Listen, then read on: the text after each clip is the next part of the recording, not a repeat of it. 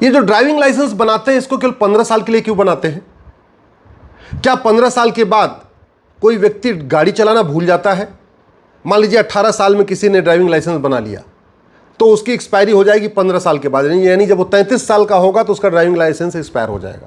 सवाल ये है, जिसने 18 साल में ड्राइविंग करना सीख लिया वो 33 साल होते होते क्या ड्राइविंग करना भूल जाएगा क्या?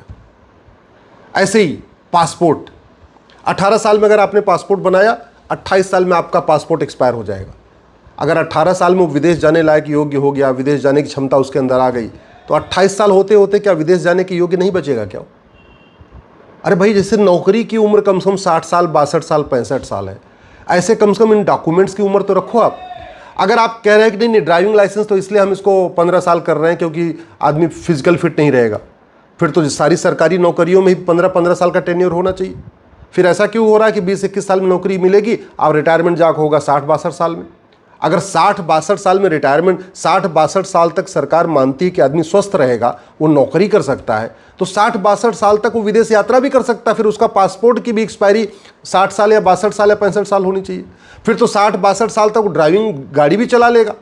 फिर तो ड्राइविंग लाइसेंस की एक्सपायरी भी चाहे 18 साल में बने या 20 साल में बने, वो इसका भी 60 या 62 साल होनी चाहिए। करप्शन बाय डिज़ाइन की और भी कई आपको उदाहरण समझिए आप इसको। सड़क बनाई जाएगी लेकिन बगल में नाली नहीं बनाई जाएगी जिससे कि सड़क पे पानी लगे। सड़क पे पानी लगेगा तो सड़क टूटेगी और जितनी बार सड़क टूटेगी उतनी बार टेंडर उठेगा। इसको कहते हैं करप्शन बाय डिज़ाइन। 2 लेन की सड़क बनानी है लेकिन पहले 1 लेन की सड़क बनेगी, 1 लेन की सड़क बन जाएगी, एक बार टेंडर हो जाएगा, फिर लोग धरना करेंगे, प्रदर्शन करेंगे, जाम लगेगा, फिर 2 लेन की सड़क बनेगी, फिर दोबारा फिर टेंडर होगा। इसको कहते हैं करप्शन बाय डिज़ाइन। ये जितने भी डेवलपमेंट अथॉरिटीज हैं, चाहे वो दिल्ली का डेवलपमेंट अथॉरिटी है, जयपुर का जेडीए है, जयपुर डेवलपमेंट अथॉरिटी है, लखनऊ में एलडीए है, लखनऊ डेवलपमेंट अथॉरिटी है, गाज़ियाबाद में जीडीए है, ये जितनी अथॉरिटीज़ मकान बनाती हैं, फ्लैट बनाएंगी, चाहे 2 BHK का, 3 BHK का, उसमें या तो कमरे की लंबाई ज़्यादा होगी या चौड़ाई ज़्यादा होगी, या तो लंबाई कम होगी या चौड़ाई कम होगी। मतलब ऐसा नक्शा बना देंगे कि आदमी मजबूर हो जाए उसको तोड़ने के लिए, उसको रिनोवेट कराने के लिए। जब रिनोवेट कराएगा स्वाभाविक सी बात है फिर नोटिस आएगी, भाई आपने तो गलत काम कर दिया, आपने तो नक्शे में छेड़छाड़ कर दिया, तो वहाँ से माल पानी मिलना शुरू हो जाएगा। तो बार बार वो ड्राइविंग लाइसेंस बनवाएगा तो बार बार कुछ आमदनी होती रहेगी, बार बार पासपोर्ट रिन्यू कराएगा उससे आमदनी होती रहेगी, बार बार आदमी घर का नक्शा बदलता रहेगा उससे भी आमदनी होती रहेगी। ट्रेन में आप देख लीजिए, ट्रेन हम लोग घर में हमेशा आराम से 24-25 डिग्री टेम्परेचर रखते हैं और एक चद्दर ओढ़ के सो जाते हैं, कभी घर में कंबल ओढ़ने की ज़रूरत नहीं पड़ती। लेकिन चूंकि पैसा कमाना है तो ट्रेन में क्या करेंगे, पहले 16 डिग्री टेम्परेचर कर देंगे, फिर आपको ठंड खूब लगेगी, फिर आपको कंबल दिया जाएगा। क्यों?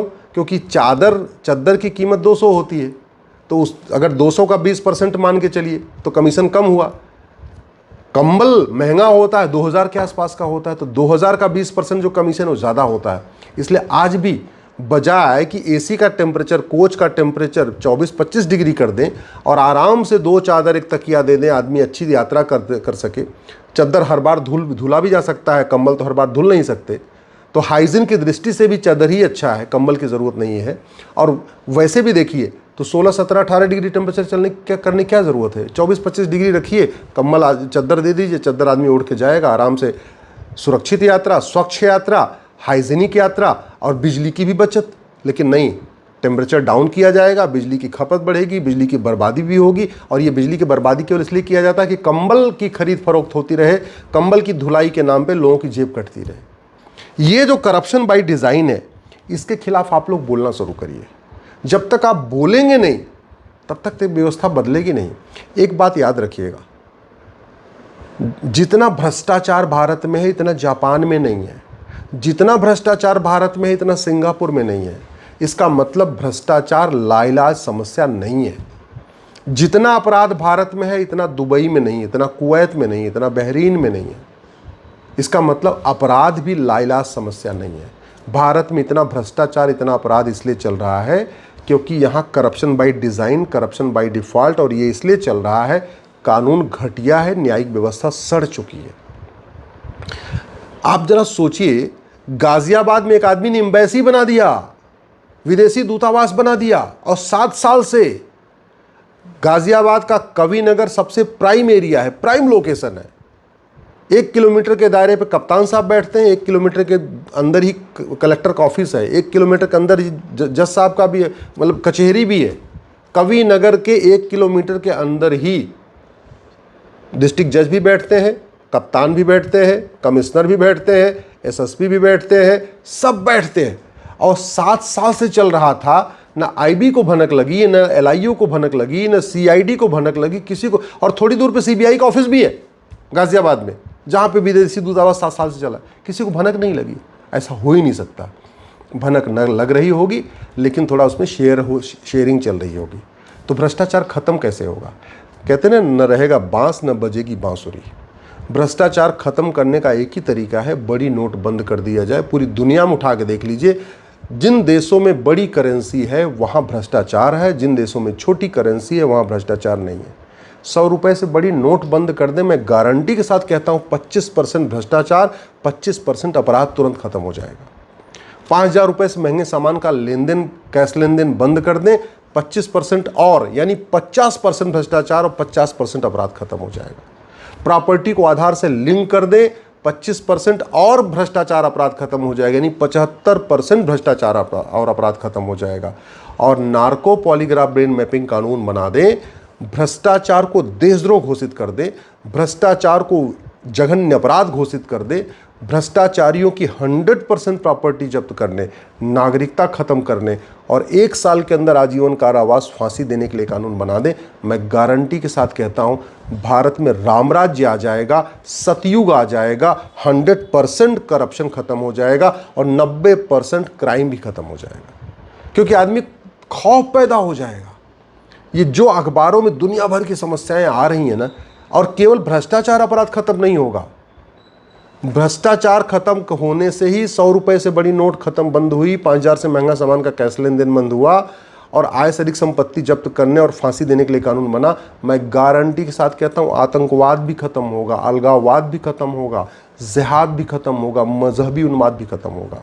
लब जिहाद की फंडिंग रुक जाएगी तो लब जिहाद रुकेगा, धर्मांतरण की फंडिंग रुक जाएगी, धर्मांतरण रुकेगा, घुसपैठियों की फंडिंग रुक जाएगी, घुसपैठ रुकेगा, जनसंख्या विस्फोट के लिए जो फंडिंग आ रही है बच्चा पैदा करने के लिए वो रुक जाएगी, जनसंख्या विस्फोट भी रुकेगा, लैंड जिहाद भी रुक जाएगा, फर्जी डॉक्यूमेंट बनने बंद हो जाएंगे, थाने दलाली के जो अड्डे बने हुए हैं ये खत्म हो जाएंगे, तहसील जो भ्रष्टाचार का अड्डा बना हुआ ये खत्म हो जाएगा, न फर्जी आधार बनेगा, न फर्जी राशन कार्ड बनेगा, न फर्जी ड्राइविंग, सारा का सारा केवल और केवल 100 रुपये से बड़ी नोट बंद हो जाए, 5,000 से महंगे सामान का कैश लेन देन बंद हो जाए, प्रॉपर्टी को आधार से लिंक कर दिया जाए, झूठ को गंभीर अपराध घोषित कर दिया जाए और झूठ पकड़ने के लिए नार्को पॉलीग्राफ ब्रेन मैपिंग कानून बना दिया जाए।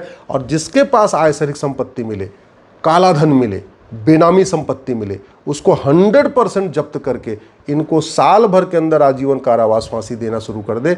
मैं कह रहा हूँ सतयुग आ जाएगा, राम राज्य आ जाएगा, सिंगापुर से अच्छा हो जाएगा भारत, जापान से भी अच्छा हो जाएगा भारत, ऑस्ट्रेलिया से भी अच्छा हो जाएगा भारत।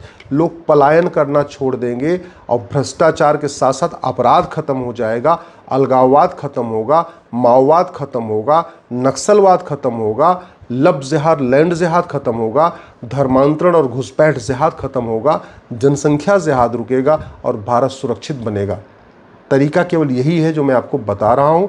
बाकी तू मैं होता रहेगा, आरोप प्रत्यारोप होता रहेगा, नूरा कुश्ती चलेगी, बतौलेबाजी चलेगी, टीवी पे शाम को डिबेट से कुछ नहीं होने वाला। आप खुद भी सोच लीजिए, ये जो कुछ हो रहा है तू मैं आरोप प्रत्यारोप, नूरा कुश्ती, बतौलेबाजी, तो आप कई सालों से सुन रहे होंगे ना। आप बताइए, रत्ती भर भ्रष्टाचार खत्म हुआ है या रत्ती भर अपराध खत्म हुआ? नहीं हो सकता है। जापान से भी बढ़िया भारत बन सकता है, सिंगापुर से बढ़िया भारत बन सकता है, लेकिन नियम कानून बनाना पड़ेगा। भाषणबाजी और तू मैं करने से कुछ नहीं होगा।